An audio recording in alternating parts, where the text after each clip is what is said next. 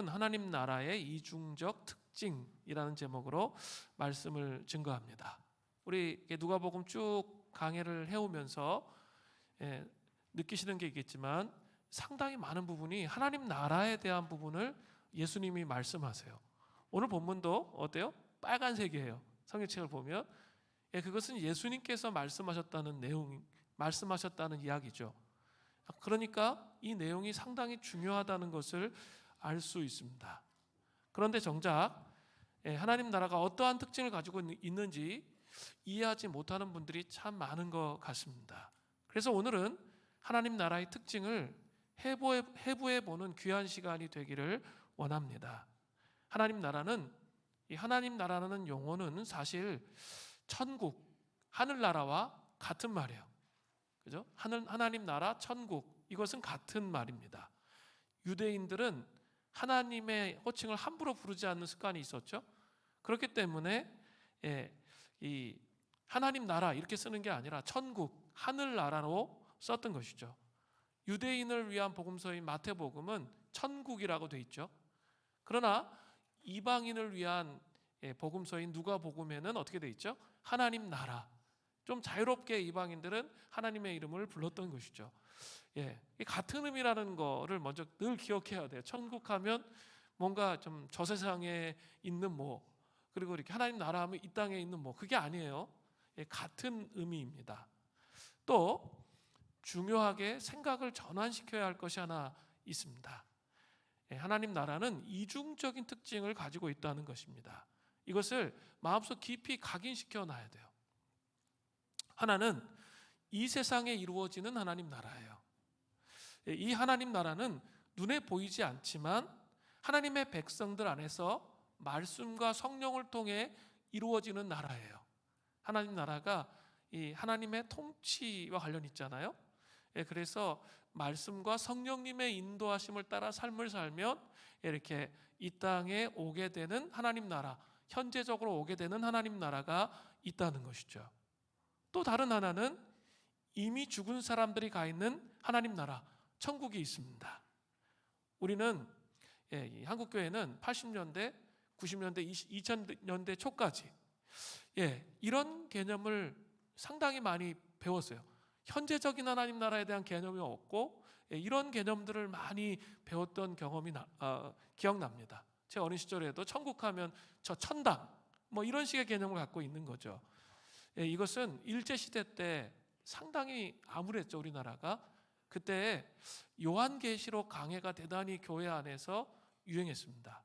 왜냐하면 이 땅에 소망이 없으니까 저 땅에 대한 소망을 가지고 이 땅을 살아가라는 거죠. 상당히 또 일리가 있는 거예요. 우리는 그냥 둘 중에 하나만 있으면 되는 것으로 생각합니다. 그러나 그렇지 않아요. 둘 다 동시에 있어야 되는 거죠. 저 천국에 대한 소망과 그 다음에 이 땅에서의 하나님 나라를 이루는 소망이 같이 있어야 되는 거죠. 그러나 이 하나님 나라의 개념은 둘 다 완성된 천국, 하나님 나라가 아니에요. 완성된 하나님 나라가 아니라는 사실을 기억해야 돼요. 왜냐하면 지상의 영적 싸움이 끝나야 하나님 나라가 완성될 수 있기 때문이죠.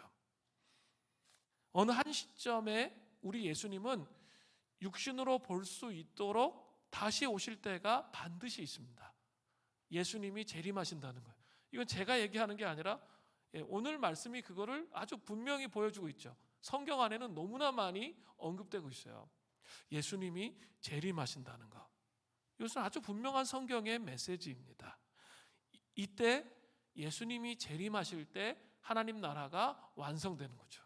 이 불완전했던 하나님 나라가 예수님이 재림하면 완성이 됩니다.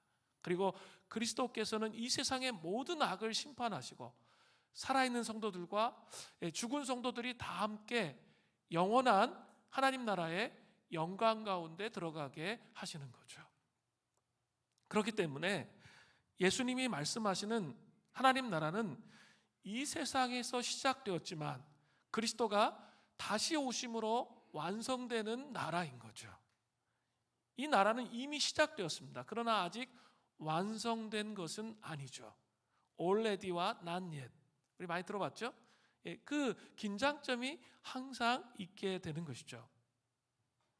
오늘 본문을 통해서 이러한 하나님 나라의 이중적 특징을 잘 살펴보려고 합니다.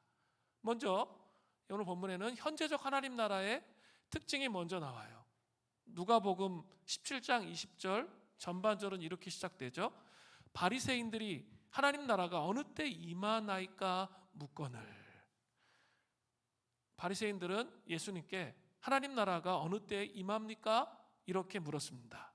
그런데 이렇게 정중하게 물은 게 아니라 아주 냉소적이고 비꼬는 말투로 물은 거예요. 왜 그렇게 물었을까요? 예수님은 공생애를 시작하시면서 회개하라, 천국이 가까웠느니라, 하나님 나라가 가까웠다고 선포를 했습니다.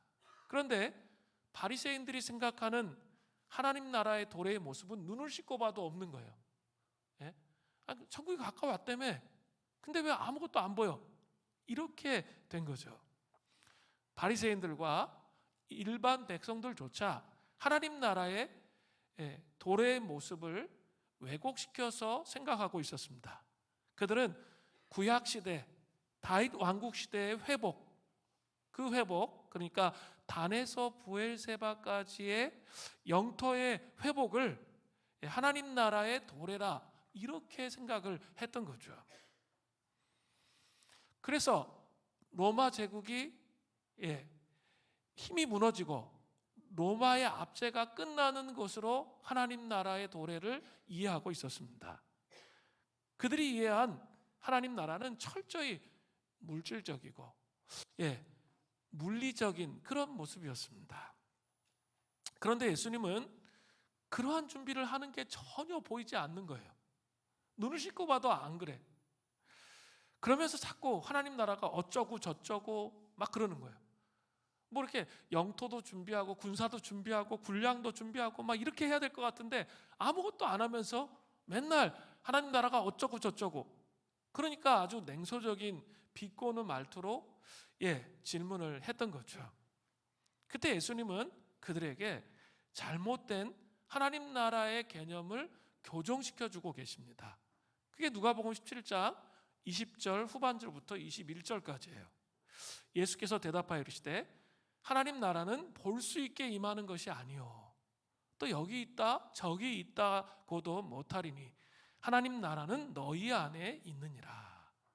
자, 예수님은 사람들이 생각하는 그 현재적 하나님 나라의 잘못된 개념, 물리적인 관점으로 영토를 회복하는 그 개념이 아니라 잘못된 개념, 그것은 잘못된 것이다. 그 잘못된 개념을 교정하고 계십니다. 하나님 나라의 현재적 특징은 두 가지가 있다는 거예요. 먼저는 볼 수 있게 임하는 것이 아니라는 거예요. 볼 수 있게는 질병의 증세를 철저히 관찰할 때 사용하는 말이에요. 누가는 의사였잖아요. 그거 알잖아요. 철저히 질병이 세상에 뭐에 걸렸는지 알려면 철저히 잘 살펴봐야 파악할 수 있잖아요. 그것을 말하는 거예요. 그런데 그렇게 관찰한다고 해서 볼 수 있는 것이 아니라고 말씀하십니다. 육신의 눈으로는 현재적인 하나님 나라를 결코 볼 수가 없습니다. 그러면 어떤 사람들이 하나님 나라를 볼 수 있을까요? 예수 그리스도를 구주로 영접하고 성령의 다스리심과 또 말씀대로 순종하는 사람들은 볼 수 있습니다. 처음에는 희미하게 보입니다. 그러나 나중에는 거대하게 보이는 하나님 나라를 볼 수 있게 됩니다. 구주로 영접해야 돼요. 성령의 다스리심 안에 있어야 돼요. 그리고 말씀에 순복할 때 그게 보이는 거죠. 절대로 영적인 소경인 하나님을 믿지 않는 사람들에게 그 하나님 나라는 보여지지 않습니다. 다 똑같아 보여요. 뭐 킹덤 비즈니스 하는데 다 똑같이 비즈니스 하는 거지 뭐. 이렇게 생각을 하는 거죠. 두 번째는 현재적 하나님의 특징이 또 나오는데 또 여기 있다 저기 있다 못하리니 하나님 나라는 너희 안에 있느니라.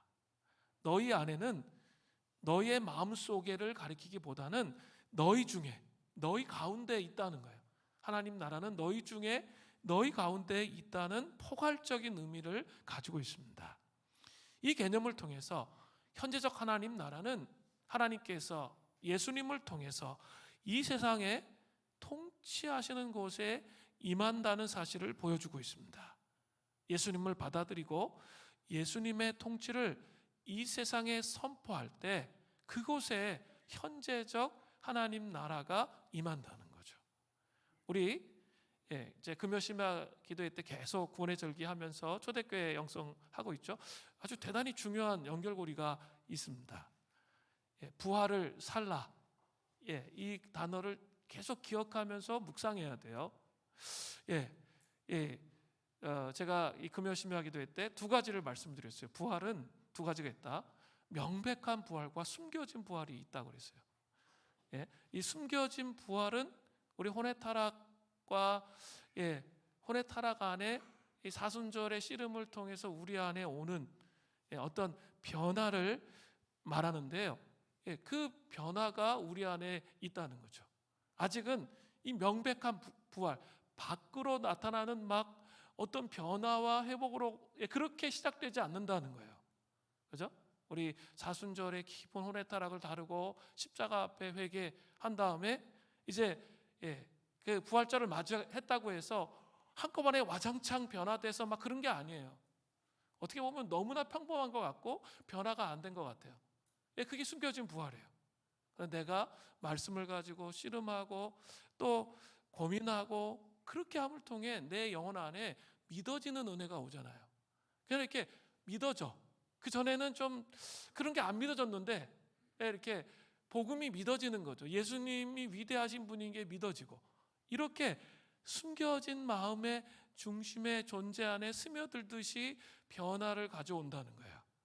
그래 부활의 절기는 성령 강림절까지 50일인데 그래서 초대교회 때는 그것을 기쁨의 50일이라 불렀어요.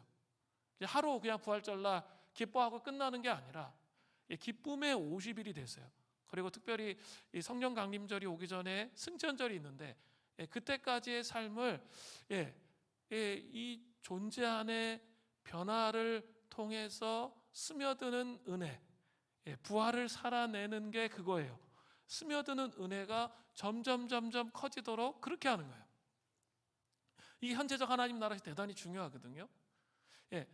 그렇게 하는 거예요. 특별히 이 부활을 살기 위해서는 아주 키워드가 되는 말씀이 있어요. 골로새서 3장 1절부터 2절이에요.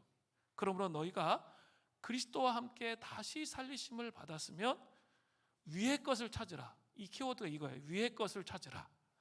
거기는 그리스도께서 하나님의 우편에 앉아 계시느니라. 위의 것을 생각하고 땅의 것을 생각하지 말라. 이거예요. 그렇죠? 우리가 십자가에서 그리스도와 함께 죽으심을 받았다면 자꾸 뭘 연습해야죠? 위의 것을 생각하는 것. 그 하나님 말씀대로 사는 삶을 생각하는 것, 하나님의 통치와 다스리심을 생각하는 거예요. 자, 우리 신분과 정체성으로 우리가 십자가 앞에서 죽음을 경험하면 어때요? 우리의 신분과 정체성은 어디에 있는 거예요? 부활에 있는 거죠. 하늘 위의 것에 있는 거죠. 그러나 여전히 우리 속사람의 혼외타락의 영역들이 속사람 안에 그리스도의 형상이 너무 작아. 그리고 이렇게 말씀 묵상이나 기도 생활이 별로 없어. 그럼 여전히 어떻죠? 내 정체성은 하늘에 있지만 여전히 이 땅에 속한 것들이 땅에 속해 있는 것들이 자꾸 생각나고 갈등을 일으키고 이렇게 하잖아요. 두 개가 싸운다는 거예요. 그래서 사순절의 영적인 전투와 씨름하는 것보다 이 부활의 절기에 영적 씨름하는 게 훨씬 더 많다는 거예요. 자꾸 위의 것을 생각하는 것과 땅의 것에 매이게 하는 것, 이 두 가지의 싸움들이 있다는 거예요. 그런데 우리가 자꾸 말씀을 묵상한다는 건 뭐예요? 주님께 자꾸 집중하는 거잖아요. 말씀을 자꾸 묵상하면 내 생각이 자꾸 주님께 집중돼요. 그게 뭐예요? 위의 것을 생각하는 거죠. 위의 것을 생각하다 보면 이제 뭐가 와요? 승천절이 오는 거예요. 승천절은 뭐예요? 예수님이 하늘 보좌의 통치로 위로 올라가시는 거죠. 근데 예수님만 가신 게 아니라 우리도 하늘 보좌로 끌려 올리심을 받는 거예요. 그리고 그 하늘의 영광스러운 통치 안에서 주님 앞에 나아갈 수 있는 시간들을 갖는 거죠. 그리고 어떻게 됩니까? 삼위일체 하나님을 그냥 은사적 차원으로 머무르게 하지 말라고 제가 늘 얘기하고 있어요, 요새. 그게 아니라 삼위일체 하나님의 한 분이, 삼위일체 하나님의 한 위격이 성령님이세요. 성령님과 함께 보내심을 입는 거죠. 세상 가운데 보내심을 입으며 이제 그 친밀한 교제 안에서 보내심을 입으며 우리가 뭐 하는 거예요? 희생 제물이 되는 거죠. 아니, 관계도 없는데 희생 제물 되지 마세요. 하나의 미랄 되지 마세요. 그거는 그런 방식으로 하나님 나라는 오지 않습니다. 정말 중요한 것은 그 친밀한 교제와 관계 안에 들어갔을 때 하나님 아버지의 마음이 부어진다는 거, 내 영혼 안에. 그럴 때 어때요? 부활을 살아낼 수 있는 거죠. 삶을 통해서 그 다음에 어떻게 되는 거죠? 나의 내면도 변했어. 하나님과 친밀한 교제 안에 관계의 내면도 변했고요. 그리고 그 삶의 모습을 보면서 우리 가정이 변하는 거죠. 또 우리 직장이 변하고 삶의 현실이 변하는 거예요. 그러면서 그곳에 뭐가 오는 거예요? 하나님 나라가 오는 거죠. 이게 하나님의 방식이에요.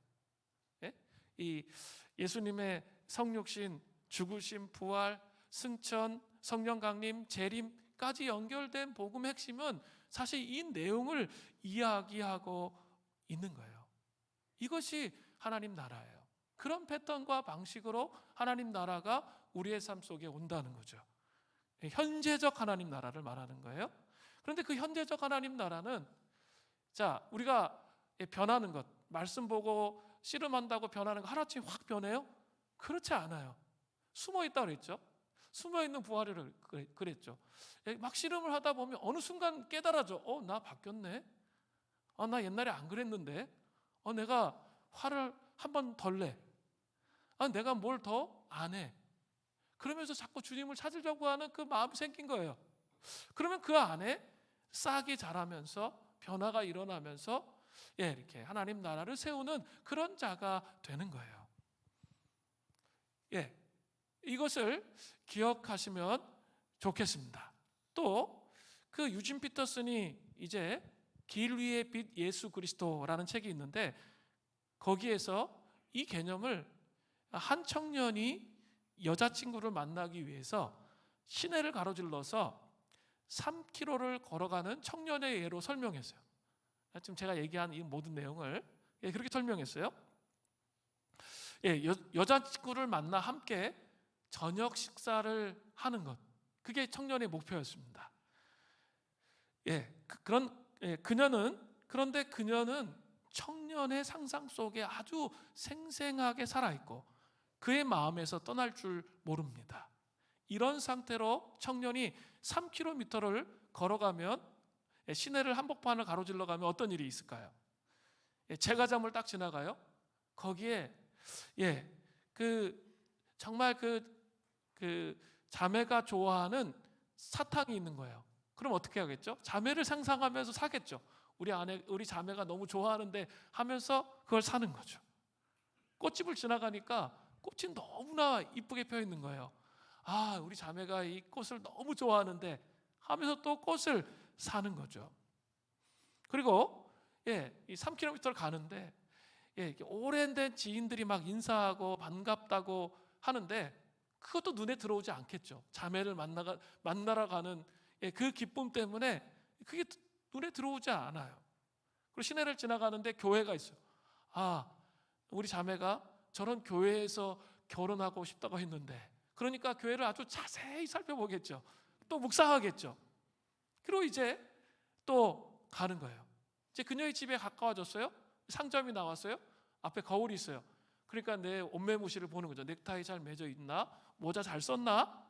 그렇게 하고 갈 거라는 거죠. 3km를 걷는 동안 상상 속에서 자매를 생각했던 이 구체적인 행동이 한 12가지 이상 훨씬 많은 것들이 있었죠. 그녀는, 그 자매는 청년의 행동 안에 있었어요. 그죠? 부활을 사는 것도 똑같아요. 이것이 바로 숨겨진 부활을 의미하는 거고, 현재적 하나님 나라가 친밀한 사랑 관계 안에서 온다는 것을 분명하게 보여주고 있는 거예요. 사랑하면 어떻게 되죠? 그 사람에게 완전히 집중돼요. 그리고 행동하게 됩니다. 우리 안에 사랑의 관계로 친밀하게 그리스도께서 통치하시면, 내 영혼 안에 통치하시면 그분에게만 집중되는 거죠. 우리의 갈망과 꿈속에 그리스도께서 살아계시면 우리는 이전에 꿈꾸지 못했던 일들을 하게 되는 거죠. 그냥 나에게만 집중되어 있고 그냥 나의 삶에 대해서 닥달하고 막 황폐한 삶을 살았는데, 정말 예수님을 사랑하잖아요. 예수님께 집중하잖아요. 내가 전혀 상상하지 못한 위대한 꿈을 꾸게 되는 거예요. 그 하나님의 아버지의 마음을 느끼니까 위대한 그 꿈을 꾸면서 삶을 살아가는 거죠. 이전에는 돈 하면 막 바바 떠는 거죠. 그리고 막 그 돈에 매여서 사는데, 놀라운 것은 전혀 내가 생각하지도 못했던 일에 돈을 쓰고 있는 거죠. 여러분 그런 경험 하시죠? 전혀 생각하지도 못한 일에 그리스도를 생각하면서 재정을 흘려보내고 있는 거예요. 이전에는 한 번도 보이지 않던 것이 보이는 거죠. 영적인 눈이 띄어지는 거예요. 그래서 그 주님의 가치가 정말 위대하구나, 성경적 가치가 정말 위대하구나, 이걸 느껴요. 그리고 옛날엔 너무나 잘 보여서 맨날 무너졌던 것들이 눈이 닫히기 시작해요. 우리는 또한 개인적 태도와 행동이 무의식적인 것까지 달라지게 됩니다. 그리스도께서 현재적으로 우리 안에서 부활을 살기 시작할 때 역사하시기 시작한다는 거예요. 위의 것에 눈을 고정시키세요. 땅의 것에 매이는 것 날마다 회개하고 십자가 앞에 드림을 통해 이 부활의 삶을, 이 기쁨의 50일을 여러분 사셔야 돼요. 그냥 부활절 하루 지키고 끝. 그러면 아무 변화도 없어요. 아무 능력도 없어요, 복음은.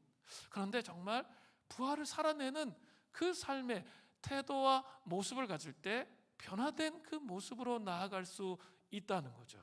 부활의 역사가 나타나고 현재적 하나님 나라가 우리의 삶 가운데 나타나는 거예요. 저는 이 부활을 우리 한 사람 한 사람이 잘 살아냈으면 좋겠어요. 가정에서, 직장에서, 또 교회에서, 또 비즈니스 안에서.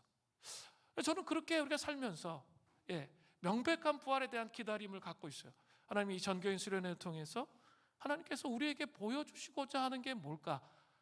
제가 막 씨름을 시작했는데 하나님이 자꾸 사람들을 만날 수 있도록 길을 열어주시고 문을 열어주세요. 제가 뭐 이렇게 어레인지 해가지고 만난 게 아니라 그렇게 그냥 열어줘요.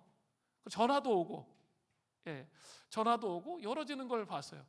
아주 오랜만에 제 선배 목사님인데 아주 대형교회 목사님이신데 연락 와서 막 킹덤 비즈니스에서 막 얘기하는 거예요. 본인이 먼저 막 얘기하고, 그래가지고 한참 동안 같이 얘기하고 뭐 이렇게 되는 거죠. 뭔가 하나님이 이런 부분들을 열어가시려고 하는구나, 명백한 부활로 우리를 이끄시려고 하는구나 를 느끼는 거죠. 어떻게 할지는 모르겠어요. 여러 가지 어려움과 고난이 있지만 하나님은 하나님의 방식으로 우리를 이끌어 가시는 거죠. 내가 앞서가면 안 되고, 내가 그림을 그리면 안 되고, 기다리는 거죠. 주께서 이루실 거예요. 그렇게 나아가는 거예요. 그리고 아주 중요한 또 하나의 예화가 있습니다. 하나님 나라는 이 현재적인 하나님 나라 이루는 방식을 여러분 잘 알고 계셔야 돼요. 아주 감동적인 예화인데요. 한 해군 병사가 방탕한 삶을 살다가 예수 그리스도를 만났습니다. 그는 참회의 눈물을 흘리면서 10명의 불신자에게 자기가 전도할 것을 서약했습니다. 당신은 구원받았습니까? 만일 오늘 밤 세상을 떠난다면 당신은 천국 갈 수 있습니까? 그는 40년 동안 하루도 빠짐없이 호주 시드니의 조지가에서 노방전도를 했습니다. 그러나 단 한 번도 전도의 열매를 확인할 수는 없었습니다.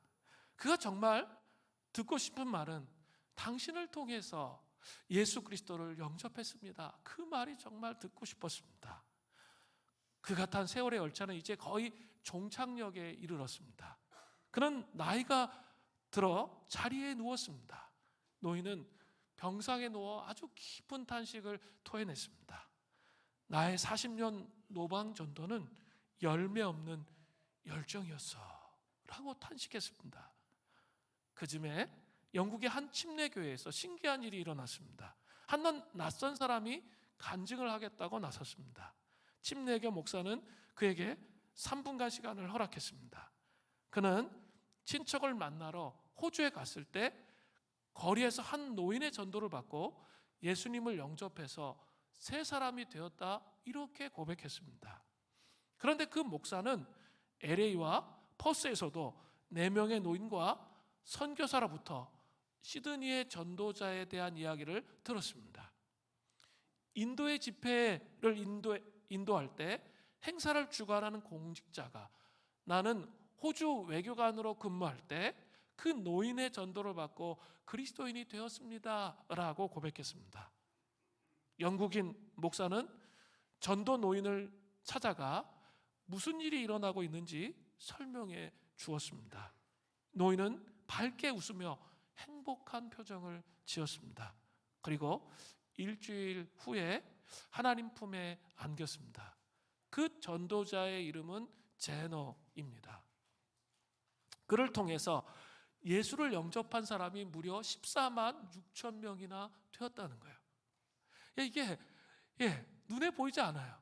그래서 우리는 너무나 쉽게 눈에 보이지 않는, 지금 당장 요거 투자하면 바로 뭐가 나와야 된다는 생각, 인스턴트의 영성의 시대를 살고 있기 때문에 그런 생각 속에 갇혀 있을 때가 많아요. 그런데 하나님 나라는 그런 방식으로 오지 않아요. 전혀 인식하지 않았는데 내가 하나님의 가치와 하나님 나라를 위해서 지금 눈에 보이지 않아도 씨름하고 고뇌하며 그 길을 갈 때, 뒤를 딱 돌아볼 때 어느 순간에 하나님께서 이런 일들을 이루셨구나 라는 것을 알게 되는 거죠.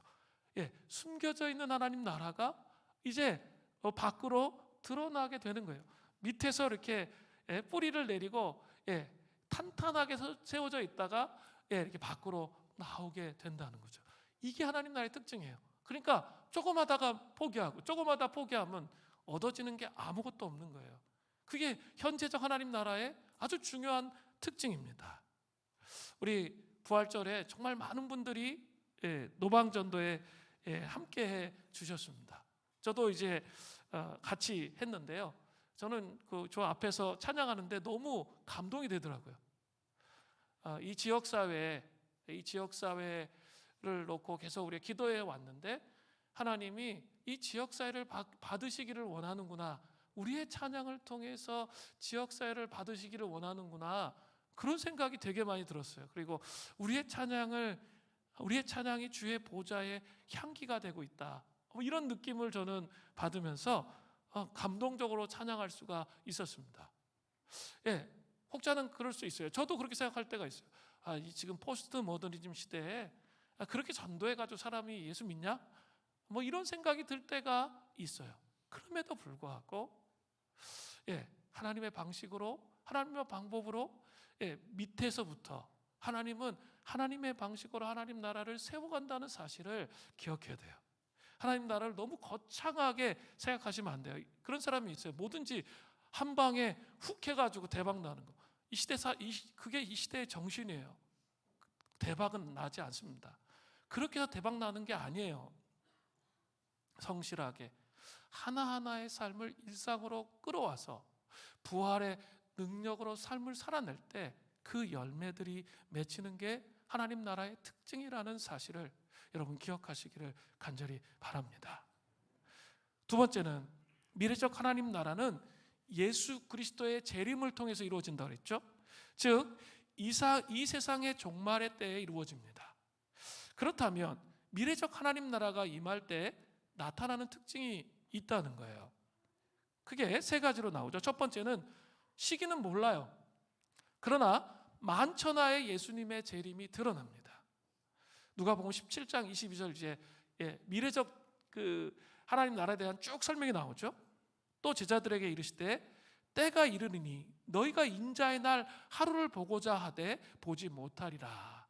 인자의 날은 예수님의 재림의 날, 미래적 하나님 나라가 임하는 날입니다. 그 날 중에 하루를 보고자 해도 그 당시의 제자들은 볼 수가 없다는 거죠. 그 당시 제자들은 우리가 볼 수 없던 것을 보았던 아주 중요한 목격자들입니다. 예수님의 공생의 삶과 십자가에 못 박혀 죽으심과 부활을 목격했습니다. 그러나 제자들은 예수님의 재림을 보고자 하되 보지 못했습니다. 그것은 재림의 때가 아직 아니었기 때문이죠. 재림의 때는 우리가 알 바가 아니고 오직 아버지의 권한에 속한 것이라 성경은 말해요. 마가복음 13장 32절을 보세요. 그러나 그 날과 그때는 아무도 모르나니 하늘에 있는 천사들도 아들도 모르고 아버지만 아시느니라. 예수님의 재림의 날은 누구만 알아요? 하나님 아버지만 아시는 거예요. 아무도 몰라요. 만약에 때에 대해서 자꾸 계산하는 거죠. 사람들은 호기심이 있어가지고 때에 대해서 자꾸 계산합니다. 옛날에 90년대 아직도 기억나는데 다미선교회 말해가지고 몇 월 며칠 날 주님이 오신다. 오셨나요? 오시지 않죠.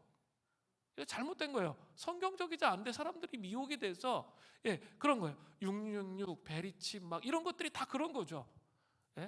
재림의 때는 아무도 몰라요. 그러나 분별은 할 수 있어야겠죠. 시대적인 이 정신과 문제점. 그래서 우리가 깨어 있어야 되는 그 뒤에 내용들을 보면 다 그런 내용이지 몇 월 며칠을 맞히는 게 중요한 게 아니에요.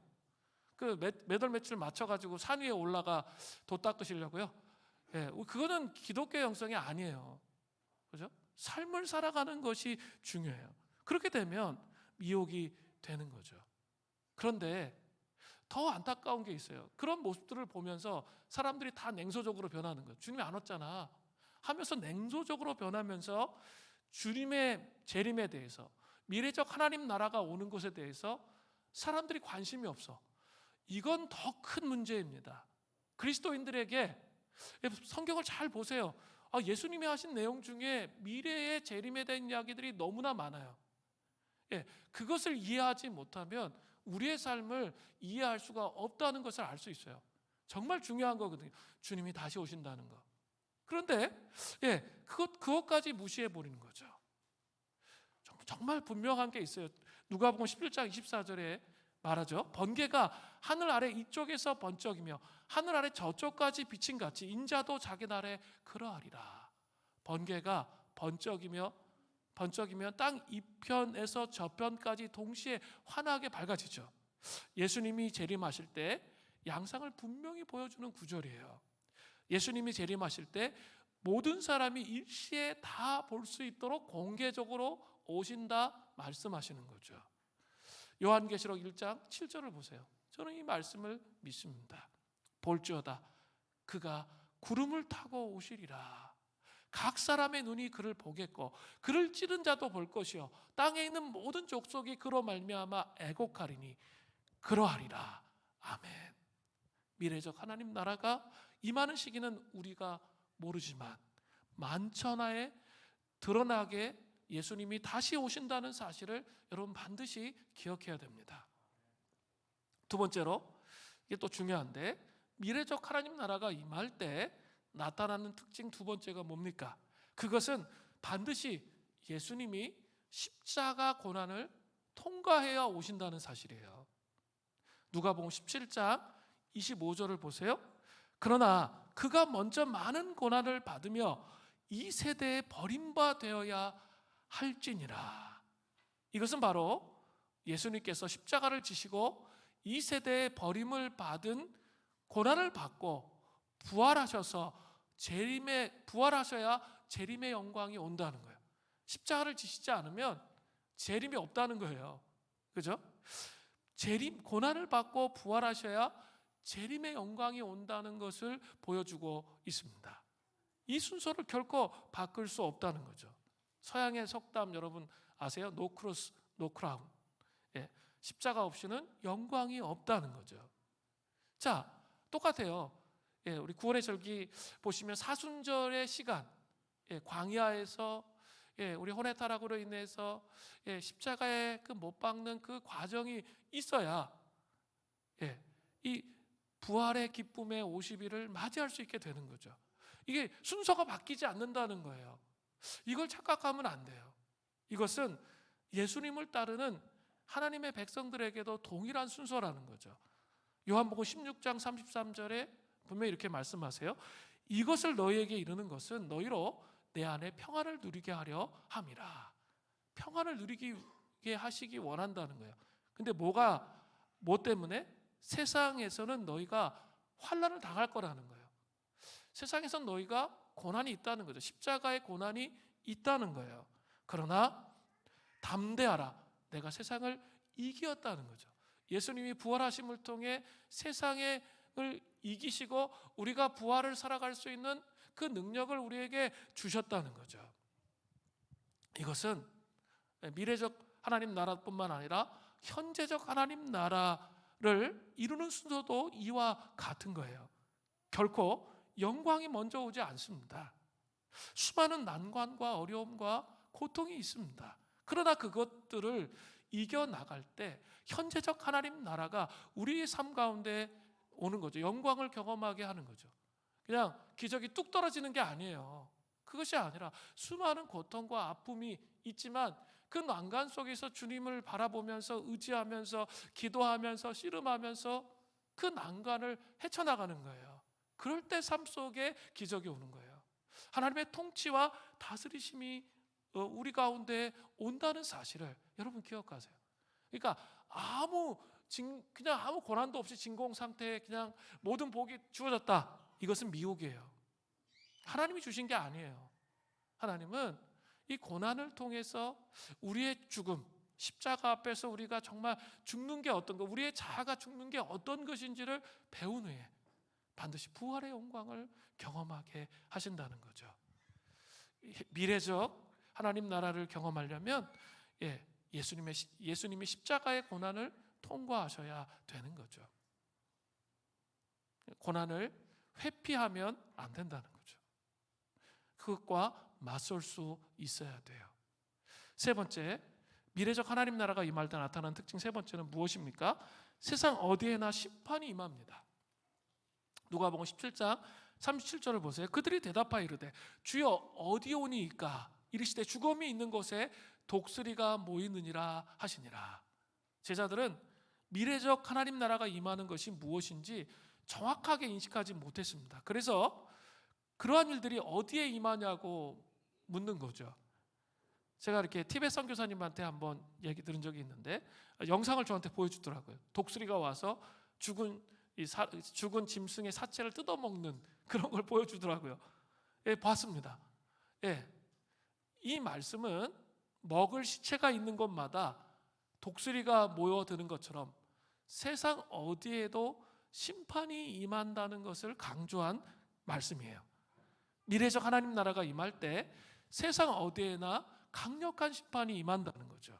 그러나 중요한 것은 예수 그리스도를 구세주로 영접하고 십자가의 고난을 통과하고 부활 중심성의 삶을 온 사람들에게는 그 심판의 날이 어떤 날입니까? 기쁨의 날이고 소망의 날이 되는 것이죠. 이제 미래적 하나님 나라에서 영원히 함께하고픈 예수님과 영원히 함께할 것이기 때문에 그런 것입니다. 자, 그렇다면 이제 좀 정리가 되셨죠? 이제 중요한 게 있어요. 미래적 하나님 나라를 기다리는 하나님의 백성들의 자세예요. 이게 종말을 살아가는 마지막 시대를 살아가는 하나님의 백성들의 자세가 오늘 본문에 나와요. 첫 번째는 세상에 대한 집착을 버리라는 거예요. 누가복음 17장 26절부터 29절을 보세요. 노아의 때에 된 것 같이 인자의 때도 그러하리라. 노아가 방주에 들어가던 날까지 사람들이 먹고 마시고 장가들고 시집가더니 홍수가 나서 그들을 다 멸망시켰으며 또 롯의 때와 같으리니 사람들이 먹고 마시고 사고 팔고 심고 집을 짓더니 롯이 소돔에서 나가던 날에 하늘로부터 불과 유황이 비오듯 하여 그들을 멸망시켰느니라. 자, 오늘 본문에는 구약 성경에 나타난 대표적 심판에 대한 이야기를 하고 있죠. 노아 시대의 사람들과 롯 시대 소돔성 사람들이에요. 이들은 심판을 받았죠. 공통점이 있어요. 그런데 차이점이 뭐예요? 물로 심판받고 불로 심판을 받았죠. 그거 외에는 차이가 없습니다. 그들은 어떠한 이유 때문에 심판을 받았습니까? 잘 보세요. 하나님에 대해 도무지 관심이 없어. 그리고 먹고 마시고 장가들고 시집가고 사고 팔고 씹는 삶에만 관심이 있었습니다. 그런데 이거를 한번 잘 묵상해 보십시오. 잘 생각해 보십시오. 이게 나쁜 겁니까? 예. 이것 자체는 인간이 삶을 살아갈 때 정말 필요합니다. 그러나 이것들에만 집착하는 삶이 문제인 거죠. 집착하는 삶, 이것에 목숨을 걸고 목 매다는 거죠. 이것에 목숨을 걸고 목을 매다는 거죠. 그러면 인간의 죄성으로 말미암아 끊임없는 탐욕과 탐심과 음란과 방탕과 더러운 온갖 세상의 것들에 대한 집착이 인간들 안에 올라옵니다. 그래서 심판을 받게 되는 것이죠. 우리 시대에도 그 시대보다 더 심하면 심했지 다르지 않습니다. 이렇게 아토피에 걸린 분들이 꽤 계세요. 근데 그 아토피에 걸린 분들의 고통은 뭐냐면 아무리 긁어도 이 가려움이 해결되지 않는다는 거죠. 긁으면 그때만 좋은데 그 다음에 상태가 악화돼가지고 가죽처럼 돼. 제가 가르쳤던 청년 때 가르쳤던 학생이 있었는데 이제 목사님이 됐는데 아토피 때문에 군대 면제가 됐어요. 근데 이 목을 보면 여기가 다 이렇게 하도 긁어가지고 이렇게 가죽처럼 돼 있어요. 그런데 얘기를 하는 거예요. 정말 미치겠다. 안 긁으면 견딜 수가 없다는 거죠. 그래서 막 손이 자동으로 간대. 그런 것과 같아요. 세상에 대한 집착은 아무리 그 집착을 하면 할수록 좋아지는 게 아니라 자꾸 탐욕으로 변화되기 시작하고 그 돈에 대한 집착, 세상에 대한 집착 때문에 하나님이 보이지 않게 돼요. 그러면서 그 집착하면 잘 살았으면 좋겠는데 잘 사는 게 아니라 더 황폐해지고 더 구멍난 전대가 되어 버린다는 거죠. 설교의 황태자 찰스 스펄전이 이런 말한 것을 기억하십시오. 세상은 은혜의 친구가 아니에요. 여기서 세상은 세상에 대한 집착을 말하는 거예요. 세상에 대한 집착을 계속하죠. 그러면 은혜를 받기가 대단히 어려워요. 은혜가 우리 가운데 흘러오지를 않는다는 거죠. 그런데 반대로 할 수 있어요. 믿음의 사람이 된다는 건 뭐예요? 하나님께 집중하며 살아가는 거죠. 그래서 하나님 앞에 집중하면서 살아가면서 하나님께 고정되면 어때요? 만몬에 의해서 내 마음이 흔들리는 것이 아니라 재물 얻을 능력을 주었다라고 성경에 엄청 많이 나와요. 하나님께서 시편이나 신명기나 이런 데 보면 하나님의 백성들에게는 하나님이 재물 얻을 능력을 주셨어요. 여러분 그걸 믿으세요? 이거 안 믿으시면 어떻게 사시려고? 그러면 그냥 내가 막 그럼 어떻게 된다고 그랬어요? 집착이 된다고 그랬잖아요. 그러면 종말의 시대를 살아갈 수가 없어요. 그 집착 때문에 영적인 눈이 안 뜨인단 말이에요. 제가 영적인 눈이라는 것은 뭐 신비한 은사 이런 게 아니고요. 성경을 보면서 이 말씀이 진짜 사실이구나 이걸 깨닫는 거예요. 이걸 경험하는 거예요. 진짜 이렇게 되는구나. 진짜 이렇게 사니까 이렇게 되는구나. 이거를 가슴으로 경험하는 거예요. 정말 재물 얻을 능력을 주셨어요. 이렇게 우리 킹덤 비즈니스 하실 우리 형제자매들 이렇게 하셔가지고 되겠어요? 하나님이 재물 얻을 능력을 주셨어요. 그렇게 고백하셔야 돼요. 근데 그게 경험되어져야 돼요. 이건 말로 해서 되는 게 아니에요. 진짜 내가 하나님 나라의 가치에 나를 재정을 드렸는데 하나님이 진짜 그렇게 열어주시는 게 보여야 그게 그렇게 살 수 있다니까요. 이 사람이라는 게 이 돈에 대한 게 가장 강력하거든요. 그래서 그렇게 되기가 어려워요. 그런데 이거는 뭐 강요가 말이 필요 없어요. 자기가 경험하면 알아요. 이 킹덤 비즈니스 재물을 얻을 능력을 나한테 주셨구나. 그럼 내가 어떤 원리와 원칙을 가지고 살아야지. 이렇게 되기 시작하면 그 재물을 다스리고 세상을 다스릴 수 있게 되는 거예요. 우리 물대동산 수립교회에 속한 모든 성도님들이 그런 자리로 좀 나아갔으면 좋겠어요. 그냥 낮은 차원으로 생각하지 마시고 뭐 교회가 돈을 그런 거 전혀 아니에요. 여러분이 헌금 안 해도 하나님이 알아서 다 하세요. 그리고 정말 이 교회가 하나님 뜻대로 되지 않으면 망하는 것도 하나님 뜻이에요. 저는 그렇게 생각해요. 하나님 뜻이에요. 뭐 그렇게 자신이 없으세요? 전 자신이 있어요. 예, 하나님이 하지 말라 그러면 하지 말아야지. 예? 뭐 그런 용기가 있어야 돼요. 예, 그게 하나님 나라예요. 그게 하나님께서 우리에게 부어주시는 거예요. 정말 우리가 하나님의 뜻대로, 하나님의 원칙과 하나님 원하시는 대로 교회를 세워가면 정말 주님이 알아서 하시는 거예요. 예? 그래서 이 교회를 통해서 정말 제가 보고 싶은 게 그냥 종교적인 교회 또 하나 만들어지는 거 원하지 않아요. 저는 정말 그거 하려고 이 교회 한 거 아니에요. 정말 숨어있는 하나님 나라가 우리 한 사람 한 사람을 통해 꼭 도래하는 걸 보고 싶어요. 모든 영역에서 진짜로 이렇게 순복했는데 진짜 이렇더라. 진짜 말씀 갖고 씨름했는데 하나님이 내 생각을 바꿔주시고 내 관점을 바꿔주셔서 하나님 나라를 정말 이루는 자가 되도록, 그게 있죠. 이 피부로 경험돼야 돼요. 그래서 전율이 일어나야 돼요. 야, 진짜 하나님 말씀 진짜구나. 이게 돼야 돼요. 그래야 그 사람을 통해서 오는 거예요. 그 사람이 그래서 재물을 던질 수 있고요, 자기 삶을 던질 수가 있어요. 그게 경험되지 않으면 맨정신으로는 불가능해요. 저는 그래서 그러시면 안 하셔도 된다고 이렇게 얘기하고 싶어요. 그게 아니라 자기가 경험해야 돼요. 자기가 실제적으로 하면 하나님께서 하시는 것을 경험하게 되는 거죠. 그러면 정말 나의 삶의 영역 하나하나에 그리스도의 통치가 임하는 삶을 사는 것으로 가기 때문에 하나님 나라를 맞이할 수 있게 되는 거죠. 미래적 하나님 나라는 그렇게 오는 거예요. 세상 것에 대한 집착을 버려야 돼요. 그리고 정말 재물이 나를 따라오게 해야지 내가 쫓아다니면 안 되는 거예요. 왜 그러면 맨날 황폐해요? 왜 나는 하나님 재물 안 주시고 맨날 그 생각 때문에 안 주시는 거예요. 그 황폐해진 계속 있는 거예요. 정말 가치가 돈 버는 게 가치가 아니라니까요. 그리스도를 따라가는 게 가치예요. 그거에 우선순위를 두면 재물이 우리를 따라와요. 저는 그렇게 믿습니다. 저는 돈이 없지만 그렇게 지금까지 사역을 했고 또 목회를 해가고 있고 앞으로 그렇게 해갈 거예요. 그게 하나님 나라의 가치이기 때문에 패러다임을 바꿔야 돼요. 생각을 바꿔야 돼요. 그러면 재림을 준비하는 자의 삶이 되는 거예요. 미래적 하나님 나라를 세워갈 수 있게 되는 거죠. 두 번째는 또 이것과 연결되어 있어요. 자기 목숨을 보존하려고 하지 마십시오. 누가복음 17장 30절 33절을 보세요.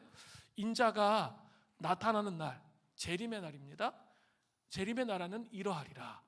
그날에 만일 사람이 지붕 위에 있고, 유대인들은 지붕이 평평했어요. 거기에 휴식처였어요. 집들은 그렇게 돼 있어요.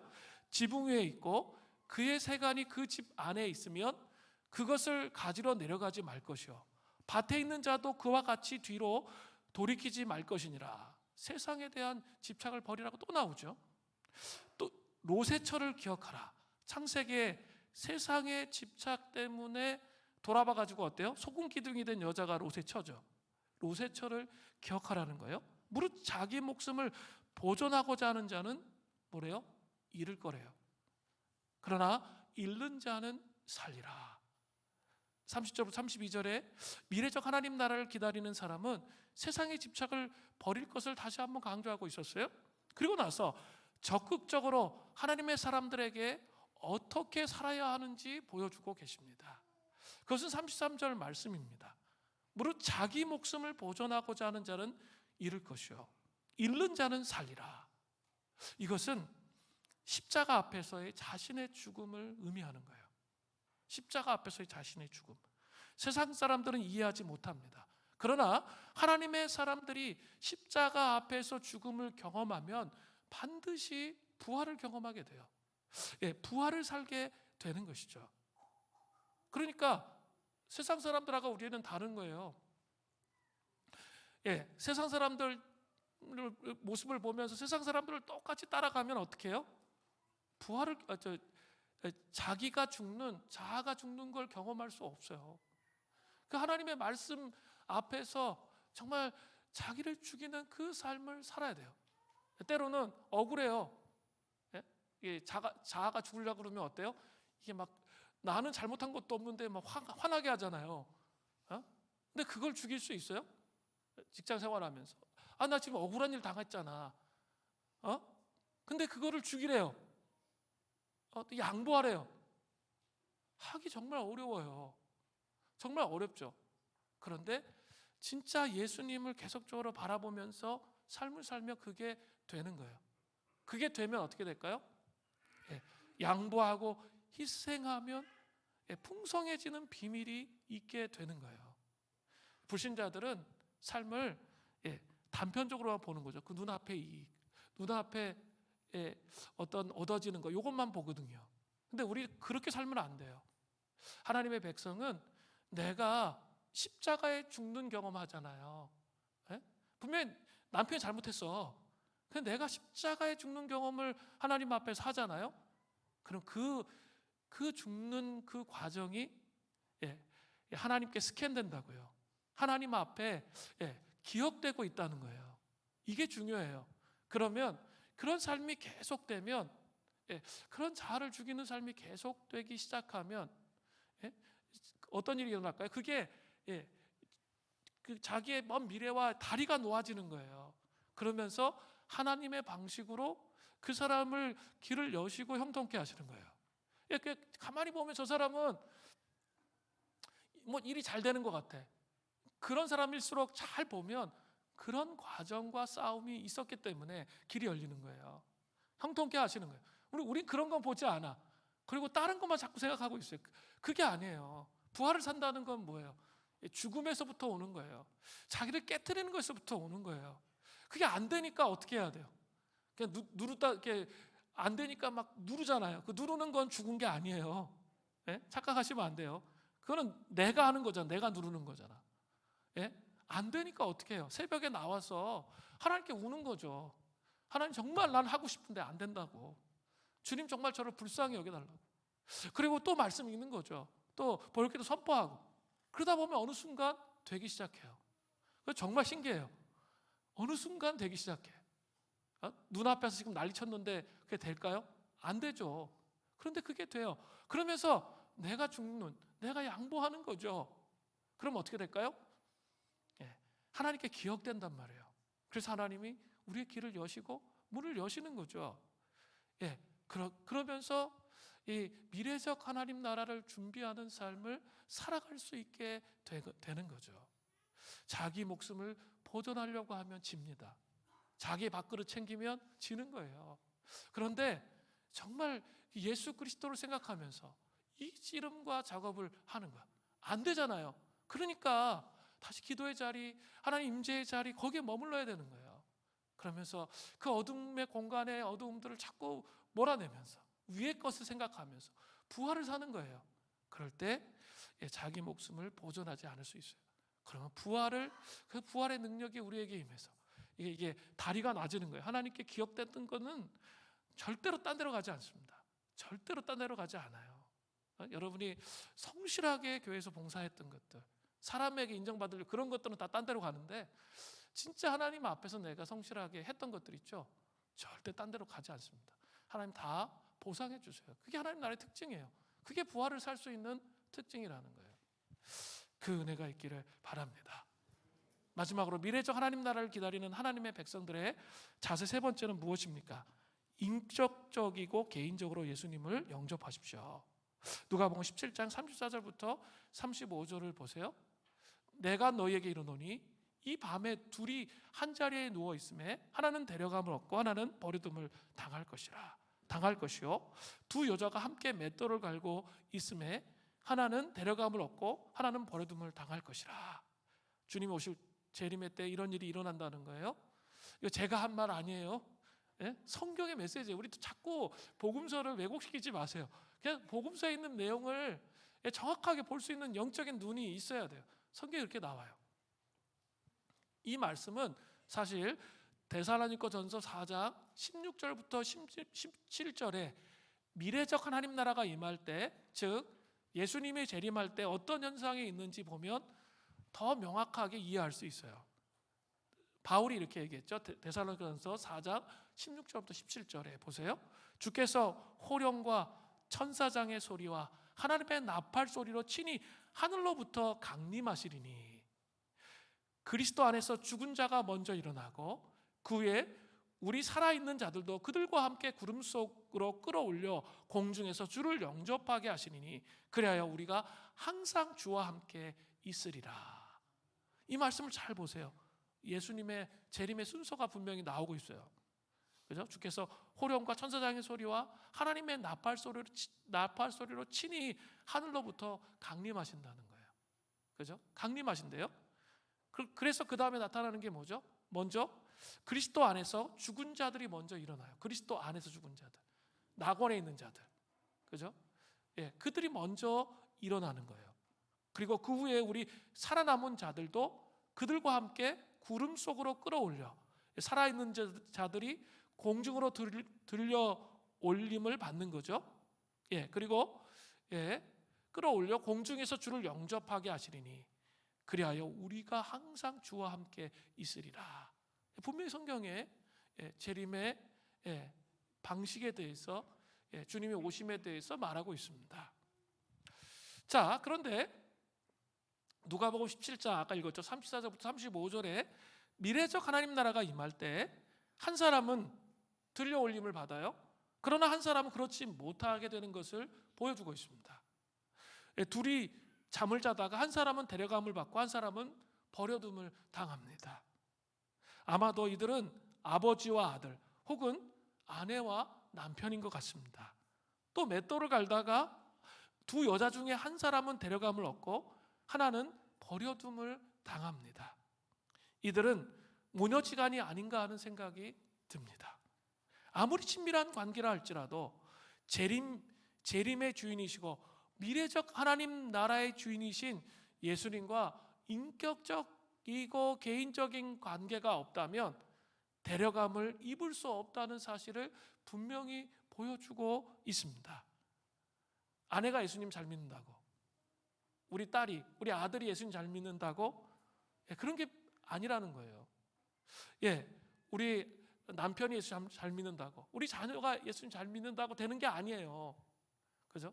그것이 아니라 우리 한 사람 한 사람이 인격적으로 개인적으로 예수님을 영접해야 한다는 거죠. 인격적 관계 안에 있어야 미래적 하나님 나라를 제대로 기다리는 자의 삶을 살게 되는 거죠. 자, 인격적 관계 맺는 거 쉬워요, 어려워요? 어려워요. 우리 맨날 그러잖아요. 정신 못 차리잖아요. 이렇게 하다가 뭐 보면 어느 순간 또 딴 데 가 있고. 여러분 안 그러세요? 저는 맨날 그러는데 수련회 가면 막 이렇게 하나님 음성이 들리고 막 했는데 또 혼자 막 헤매다 보면은 또 이게 안 들려 막 이러잖아요. 그죠? 쉽지 않은 거예요. 그런데 어떻게 해야 돼요? 항상 부활을 살기 위해서 위의 걸 생각하면서 하나님에 집중하게 되기 시작하면 친밀한 관계들이 형성돼요. 그런데 그 친밀한 관계, 인격적으로 개인적으로 구주를 영접하고 친밀한 관계가 형성되는데 그 형성되는 것으로 끝나는 게 아니라 그 인격적 관계가 친밀한 관계를 계속 지켜가야 되는 거죠. 어떻게 지킬까요? 우리 수련회 있잖아요. 또 수련회 가잖아요.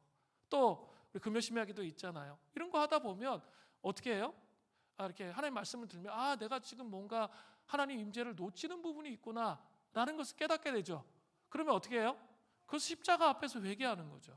그러면 닫혀있던 관계의 문이 열리는 거예요. 그러면서 주님과의 친밀한 관계 안으로 들어가는 거예요. 그죠? 그게 중요해요. 계속적으로 친밀한 관계 안에 삶을 주님이 재림하시는 그날까지 살아가는 거예요. 그게 우리의 목표여야 돼요. 삼위일체 하나님과 친밀한 교제 안에 나갈 수 있도록 그렇게 해야 되는 거죠. 특별히 성령님은 말할 수 없는 탄식으로 우리 안에 역사하세요. 우리가 친밀한 관계 안에 없을 때 우리 성령께서 우리 마음속에 탄식하시면서 역사하세요. 그래서 다시 또 주님께로 돌아올 수 있도록, 그죠? 완전히 주님 멀어졌다가 다시 주님께로 돌아오고, 여러분 이런 과정을 겪잖아요. 그게 내가 하는 게 아니라 이제 정말 여러분이 하나님의 사람이라면 그 성령님께서 그런 식으로 돌아갈 수 있도록 우리 안에서 탄식하신다는 거죠.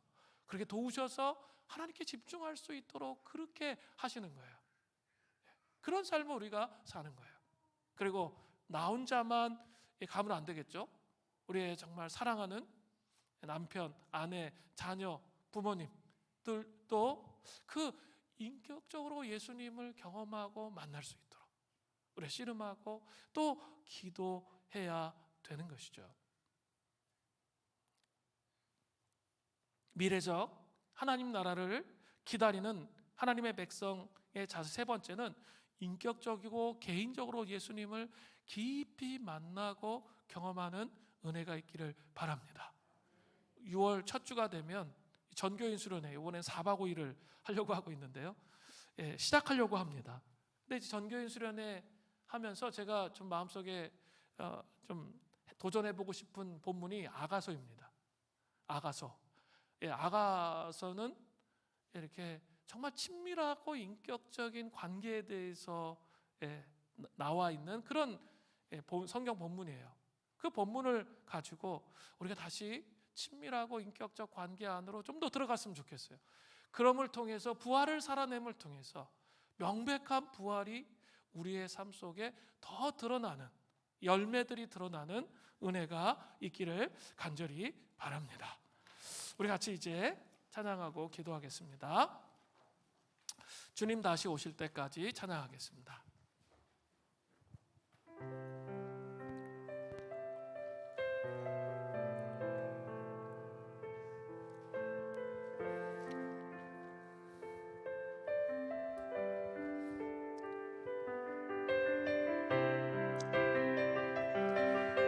우리 같이 이 찬양하면서 같이 좀 고백하면 좋겠습니다. 주님 다시 오실 때까지. 주님 다시 오실 때까지 나는 이 길을 가리라. 나는 이 길을 가리라. 좁은 문 좁은 길 좁은 길 나의 십자가 지고 나의 십자가 지고 나의 가는 이 길 끝에서 나의 가는 이 길 끝에서 나는 주님을 보리라. 영광의 내 주님 영광의 내 주님 나를 맞아 주시고